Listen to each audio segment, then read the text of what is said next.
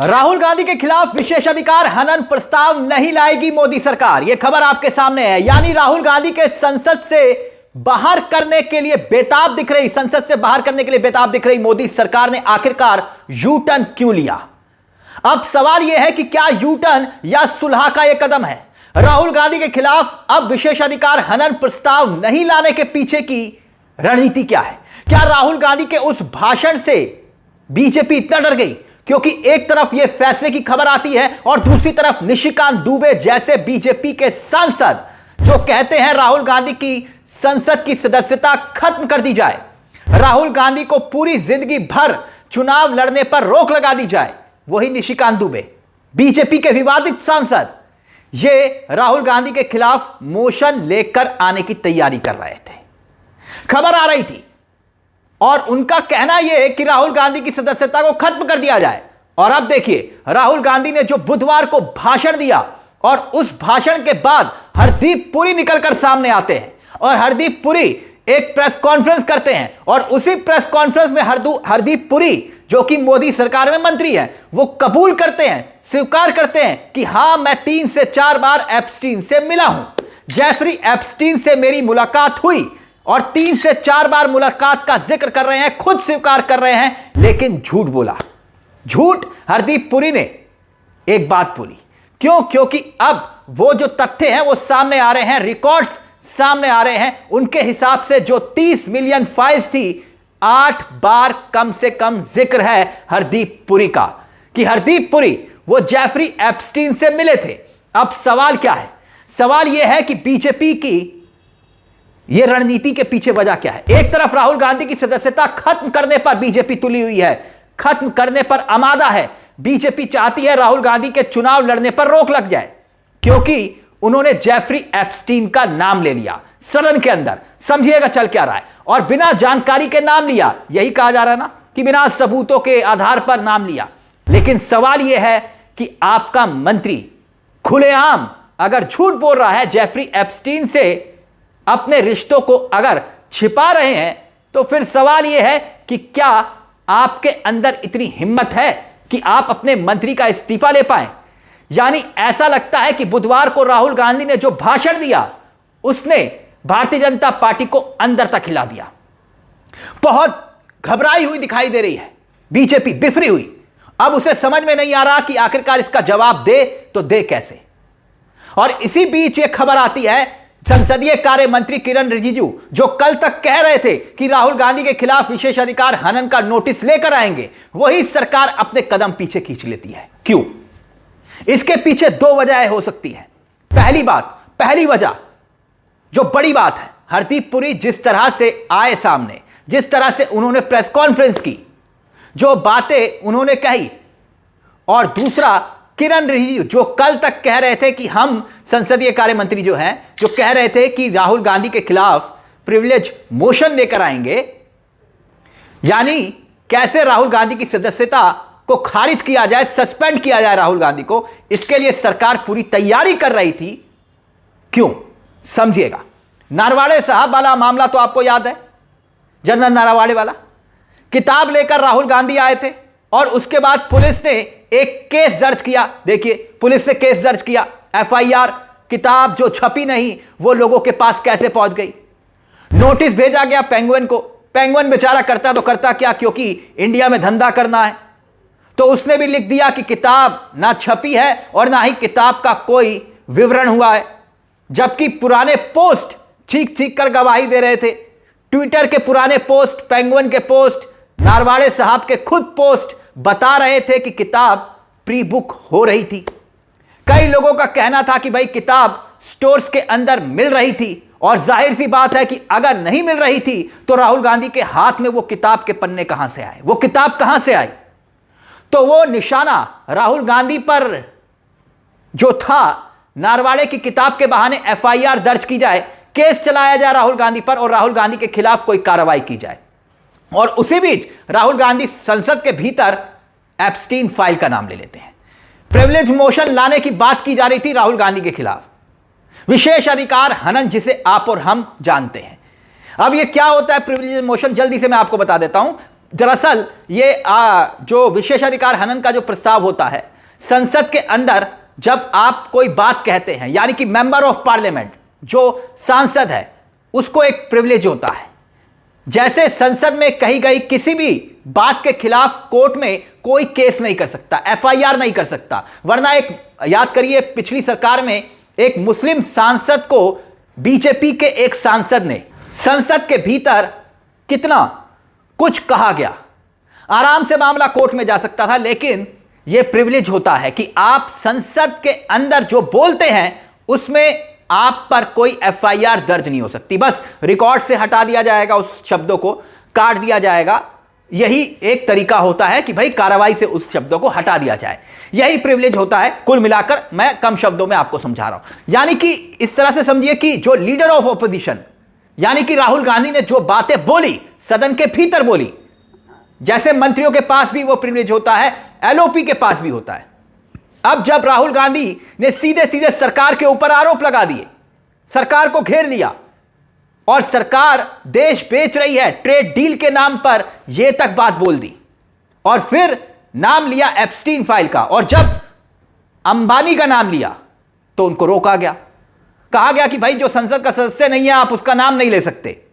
फिर अनिल अंबानी का नाम उन्होंने लिया, फिर रोका गया और कहा कि मैं अनिल अंबानी का नाम नहीं लूंगा, राहुल गांधी ने कहा, क्योंकि राहुल गांधी नाम ले चुके थे और फिर राहुल गांधी जानते थे कि बात तो पहुंच गई, और एप्स्टीन का नाम नहीं लूंगा यह भी कहा, लेकिन बात बोल दी हरदीप पुरी को लेकर, और हरदीप पुरी मंत्री भी हैं और संसद के अंदर भी हैं, और इतना काफी था बवाल मचाने के लिए। हरदीप पुरी साहब तुरंत आते हैं, आनंद फानन में प्रेस कॉन्फ्रेंस करते हैं जिसमें वो कहते हैं कि 3-4 बार मिला हूं एप्स्टीन से, लेकिन मैं सरकारी काम से मिला था, काम के सिलसिले में मिला था, बाकी चीजों से मेरा कोई लेना देना नहीं। लेकिन यहीं पर ही सवाल खड़े हो गए, क्यों आखिरकार सरकार को कदम पीछे खींचने पड़े? अब आप बात को समझिएगा। ऐसे में यहां पर कई सवाल खड़े हो रहे थे, और वैसे हम कोई जज नहीं है कि भाई हम ये कहें कि हरदीप पुरी को लेकर कोई जजमेंट दे रहे हैं कि हरदीप पुरी सही है गलत है, नहीं। ये तो जब जांच हो तब पता चले कि कौन सच्चा है कौन झूठा। मगर अब साफ तौर पर कई मेल्स आ रहे हैं जिसमें साफ दिखता है एप्स्टीन से दोस्ताना संबंध थे, मेल्स हुए हैं, डिनर का जिक्र हो रहा है, आइलैंड का जिक्र हो रहा है कि भाई आप आइलैंड से लौट पाए या नहीं लौट पाए। हम यही कह रहे हैं कि भाई ये एक अलग विषय है, इस पर जांच होगी या नहीं होगी ये खुद मोदी सरकार को तय करना है, हम कोई जजमेंट नहीं दे रहे। तो फिर सवाल यह कि राहुल गांधी के खिलाफ विशेषाधिकार हनन का जो नोटिस ना लाने के मामले को अब सरकार ने माना क्यों कि भाई हम नहीं लेकर आएंगे? क्या मामले को दबाने की एक कोशिश है? क्योंकि विशेषाधिकार हनन का नोटिस अगर आएगा तो संसद में ना चाहते हुए भी एप्स्टीन पर चर्चा होगी। पहला सवाल यही उठेगा कि 2008 में एप्स्टीन को सजा हुई थी, और सजा किसी छोटे मोटे मामले में नहीं हुई थी। जो घिनौने काम हो रहे थे पूरा अमेरिका जानता था एप्स्टीन क्या कर रहा है, सब जानते थे 2008 के बाद आइलैंड पर किस किस तरह के काम हुए, जिस बंगले में नाबालिग बच्चियों के साथ ना जाने क्या क्या कुछ नहीं हुआ, एप्स्टीन क्या करता था ये सब जानते थे। फिर वही एप्स्टीन से 2014 में मुलाकात के पीछे की वजह क्या? उसके बाद मुलाकातें होती हैं, हरदीप पुरी साहब उसी का जिक्र करते हैं, मेल हैं, तो मेल करने की क्या जरूरत पड़ी थी 2014?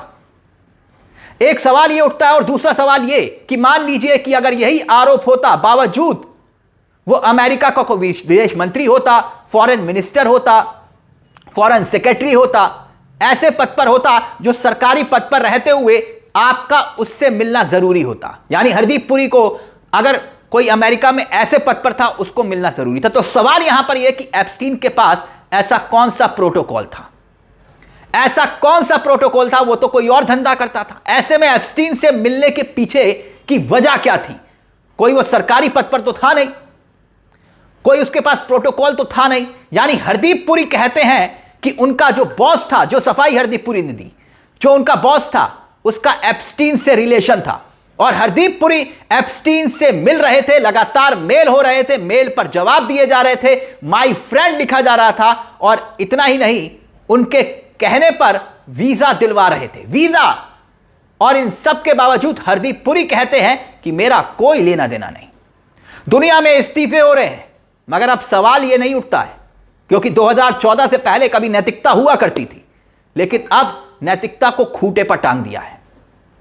लेकिन हरदीप पुरी इस्तीफा दे या ट्रेड डील पर सरकार यह मान ले कि हां गलती हुई, अगर उसी जगह पर राहुल गांधी की सदस्यता लेने की खबर उड़ जाए कि भाई राहुल गांधी की सदस्यता जाएगी, राहुल गांधी की सदस्यता क्यों जाएगी, इस सवाल का जवाब भी तो देना पड़ेगा। किरण रिजिजू साहब जो कह रहे थे कि विशेषाधिकार हनन का नोटिस हम लेकर आएंगे, अब वही कह रहे हैं कि नहीं बाबा ना। और अब एक और निशिकांत दुबे जैसे सांसद पुरानी स्क्रिप्ट लेकर आ गए, पुरानी स्क्रिप्ट जॉर्ज सोरेस को लेकर आ गए फिर से, यानी हद है। मतलब निशिकांत दुबे को तो लेकर क्या क्या छोड़िए अब, लेकिन कुल मिलाकर किरण रिजिजू अब कह रहे हैं कि नहीं, हम जो है ये खबर तो यही बता रही है कि भाई अब नोटिस नहीं आएगा। राहुल गांधी ने तुरंत जब पलट के ये कहा था कि हां मेरे पास सबूत हैं, संसद के भीतर यही कहा था ना कि मैं नाम ले रहा हूं तो मेरे पास सबूत हैं, तभी क्या होता है कि जगदंबिका पाल जो कि कुर्सी पर बैठे हुए थे वो समझ गए थे कि आखिरकार राहुल गांधी ने मौके पर चौका मार दिया।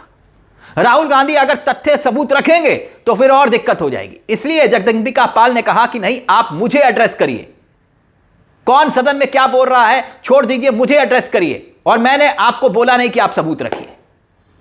ऐसे में राहुल गांधी को रोकने के लिए सिर्फ एक रास्ता था, विशेषाधिकार हनन का प्रस्ताव लाने की खबर निशिकांत दुबे जैसे सांसदों को सामने लाना, ताकि राहुल गांधी की सदस्यता को छीने जाने की कोशिश को लेकर खबरें बने।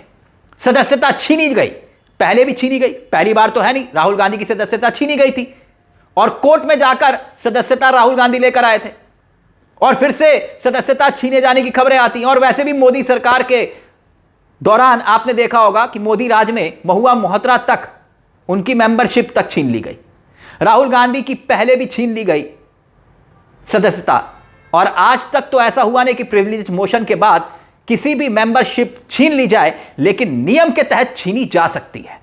और इस सरकार को आप जानते हैं कि राहुल गांधी को चुप करने के लिए, चुप कराने के लिए किसी भी हद तक मोदी सरकार जा सकती है। इसीलिए यह खबर उड़ी और फिर अब यह खबर आ रही है कि राहुल गांधी के खिलाफ विशेषाधिकार हनन प्रस्ताव नहीं आएगा। आपको क्या लगता है कि आखिरकार यह कदम सरकार ने पीछे खींचे क्यों, यह यू टर्न क्यों लिया? कोई कोशिश की जा रही है कि मामले को शांत कर दिया जाए? इस पूरे मुद्दे को लेकर अपनी राय हमें कमेंट बॉक्स में जरूर दीजिएगा। मुझे तिलक चावला को दीजिए इजाजत, एक छोटी सी दरख्वास्त, चैनल को सब्सक्राइब जरूर कर लीजिएगा। यह मंच आप ही का है जहां कलम गुलाम नहीं। नमस्कार, जय हिंद, जय भारत।